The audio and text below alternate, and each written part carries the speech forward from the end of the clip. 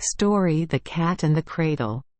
In the early ages, when our far-off ancestors lived in the woods, ate acorns, slept in caves, and dressed in the skins of wild animals, they had no horses, cows or cats. Their only pets and helpers were dogs. The men and the dogs were more like each other than they are now. However, they knew about bees. So the women gathered honey and from it they made mead. Not having any sugar, the children enjoyed tasting honey more than anything else, and it was the only sweet thing they had. By and by, cows were brought into the country, and the Dutch soil being good for grass, the cows had plenty to eat. When these animals multiplied, the people drank milk and learned to make cheese and butter. So the Dutch boys and girls grew fat and healthy. The oxen were so strong that they could pull logs of wood or draw a plow. So, little by little, the forests were cut down and grassy meadows, full of bright-colored flowers, took their place. Houses were built and the people were rich and happy. Yet there were still many cruel men and bad people in the land. Sometimes, too, floods came and drowned the cattle and covered the fields with sand, or salt water. In such times, food was very scarce. Thus it happened that not all the babies born could live, or every little child be fed. The baby girls especially were often left to die, because war was common and only boys, that grew into strong warriors, were wanted. It grew to be a custom that families would hold a council and decide whether the baby should be raised or not. But if anyone should give the infant even a tiny drop of milk, or food of any kind, it was allowed to live and grow up. If no one gave it milk or honey, it died. No matter how much a mother might love her baby, she was not allowed to put milk to its lips, if the grandmother or elders forbade it. The young bride, coming into her husband's home, always had to obey his mother, for she was now as a daughter and one of the family. All lived together in one house, and the grandmother ruled all the women and girls that were under one roof. This was the way of the world, when our ancestors were pagans, and not always as kind to little babies as our own mothers and fathers are now. Many times was the old grandmother angry, when her son had taken a wife and a girl was born. If the old woman expected a grandson, who should grow up and be a fighter, with sword and spear, and it turned out to be a girl, she was mad as fire. Often the pretty bride, brought into the house, had a hard time of it, with her husband's mother, if she did not in time have a baby boy. In those days Herman, a war man, and German, were one and the same word. Now when the good missionaries came into Friesland, one of the first of the families to receive the gospel was one named Altfrid. With his bride, who also became a Christian, Altfrid helped the missionary to build a church. By and by, a sweet little baby was born in the family and the parents were very happy. They loved the little thing sent from God, as fathers and mothers love their children now. But when someone went and told the pagan grandmother that the new baby was a girl instead of a boy, the old woman flew into a rage and would have gone at once to get hold of the baby and put it to death. Her lameness, however, made her move slowly, and she could not find her crutch.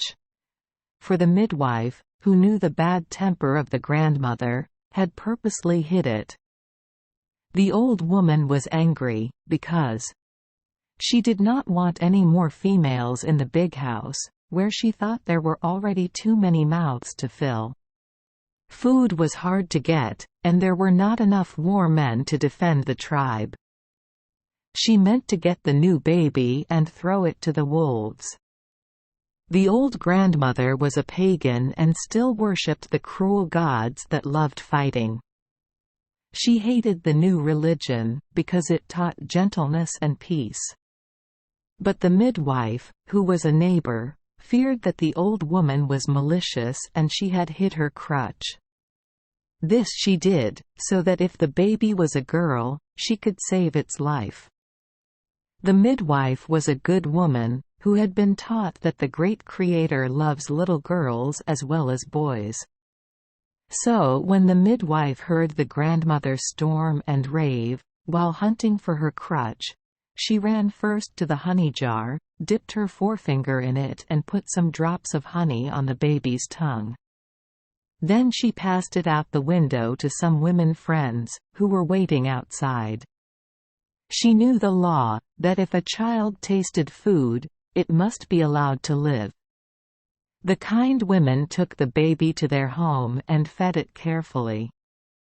A hole was drilled in the small end of a cow's horn, and the warm milk, fresh from the cow, was allowed to fall, drop by drop, into the baby's mouth. In a few days the little one was able to suck its breakfast slowly out of the horn, while one of the girls held it. So the baby grew bigger every day. All the time it was carefully hidden. The foolish old grandmother was foiled, for she could never find out where the baby girl was, which all the time was growing strong and plump. Her father secretly made her a cradle, and he and the babe's mother came often to see their child. Everyone called her Hanigja, or Little Honey. Now about this time, cats were brought into the country, and the children made such pets of them that some of the cows seemed to be jealous of the attentions paid to Pussy and the kittens. These were the days when cows and people all lived under one long roof. The children learned to tell the time of day, whether it was morning, noon or night, by looking into the cat's eyes. These seemed to open and shut, very much as if they had doors. The fat pussy, which was brought into the house where Hanigja was, seemed to be very fond of the little girl, and the two, the cat and the child, played much together. It was often said that the cat loved the baby even more than her own kittens. Everyone called the affectionate animal by the nickname of Dubbeltje, which means little double, because this puss was twice as loving as most cat mothers are. When her own furry little babies were very young, she carried them from one place to another in her mouth. But this way, of holding kittens, she never tried on the baby. She seemed to know better. Indeed, Dubbeltje often wondered why human babies were born so naked and helpless, for at an age when her kittens could feed themselves and run about and play with their tails and with each other, Hanigja was not yet able to crawl. But other dangers were in store for the little girl. One day, when the men were out hunting, and the women went to the woods to gather nuts and acorns, a great flood came. The waters washed away the houses, so that everything floated into the great river, and then down towards the sea. What would, become of our baby?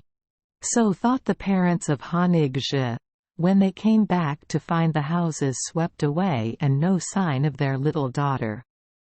Dubbeltje, and her kittens, and all the cows, were gone too. Now it had happened that when the flood came and the house crashed down, baby was sound asleep. The cat, leaving its kittens, that were now pretty well grown up, leapt up and on to the top of the cradle, and the two floated off together. Pretty soon they found themselves left alone, with nothing in sight that was familiar, except one funny thing. That was a wooden shoe, in which was a fuzzy little yellow chicken hardly 4 days old. It had been playing in the shoe, when the floods came and swept it off from under the very beak of the old hen, that, with all her other chicks, was speedily drowned. On and on, the raging flood bore baby and puss, until dark night came down. For hours more they drifted until, happily, the cradle was swept into an eddy in front of a village. There it spun round and round, and might soon have been borne into the greater flood, which seemed to roar louder as the waters rose. Now a cat can see sometimes in the night, better even than in the day, for the darker it becomes, the wider open the eyes of puss. In bright sunshine, at noon, the inside doors of the cat's eyes close to a narrow slit, while at night these doors open wide. That is the reason why, in the days before clocks and watches were made, the children could tell about the time of day by looking at the cat's eyes. Sometimes they named their pussy clock OOG, which means clock eye, or bell eye, for bell clocks are older than clocks with a dial, and because in Holland the bells ring out the hours and quarter hours. Puss looked up and saw the church tower looming up in the dark. At once she began to meow and caterwaul with all her might. She hoped that someone in one of the houses near the river bank might catch the sound. But none seemed to hear or heed. At last, when Puss was nearly dead with howling, a light appeared at one of the windows. This showed that someone was up and moving. It was a boy, who was named Dirk, after the Saint Theodoric, who had first, long ago, built a church in the village. Then Puss opened her mouth and lungs again and set up a regular cat scream. This wakened all her other relatives in the village, and every Tom and Kitty made answer, until there was a cat concert of mews and caterwauls. The boy heard, rushed downstairs, and, opening the door, listened. The wind blew out his candle, but the brave lad was guided by the sound which Pussy made. Reaching the bank, he threw off his wooden clomps, plunged into the boiling waters, and, seizing the cradle, towed it ashore. Then he woke up his mother and showed her his prize. The way that baby laughed and crowed, and patted the horn of milk, and kicked up its toes in delight over the warm milk, which was brought, was a joy to see. Near the hearth, in the middle of the floor, Dubbelt Je, the puss, was given some straw for a bed and, after purring joyfully, was soon, like the baby, sound asleep. Thus the cat warned the boy, and the boy saved the baby. That was very welcome in a family where there were no girls, but only a boy. When Honig Je grew up to be a young woman, she looked as lovely as a princess and in the church was married to Dirk. It was the month of April and all the world was waking to flowers, when the wedding procession came out of the church and the air was sweet with the opening of the buds. Before the next New Year's Day arrived, there lay in the same cradle, and put to sleep over the same rockers, a baby boy. When they brought him to the font, the good grandmother named him Luid I Gier. He grew up to be the great missionary, whose name in Friesland is, even today, after 1,000 years, a household word. He it was who drove out bad fairies, vile enchanters, wicked spirits and terrible diseases. Best of all, he banished eye-bite, which was the name the people gave to witchcraft. Luid I Gier, also, made it hard for the naughty elves and sprites that delude men. After this, it was easy for all the good spirits, that live in kind hearts and noble lives, to multiply and prosper. The wolves were driven away or killed off and became very few, while the cattle and sheep multiplied, until everybody could have a woolen coat, and there was a cow to every person in the land. But the people still suffered from the floods, that from time to time drowned the cattle and human beings, and the ebb tides, that carried everything out to sea. Then the good missionary taught the men how to build dikes that kept out the ocean and made the water of the rivers stay between the banks. The floods became fewer and fewer and at last rarely happened. Then Santa Claus arrived, to keep alive in the hearts of the people the spirit of love and kindness and good cheer forever.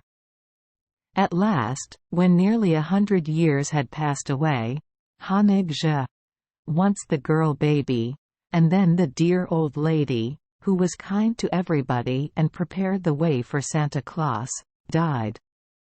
Then, also, Dubbelt Je, the cat, that had 9 lives in one, died with her.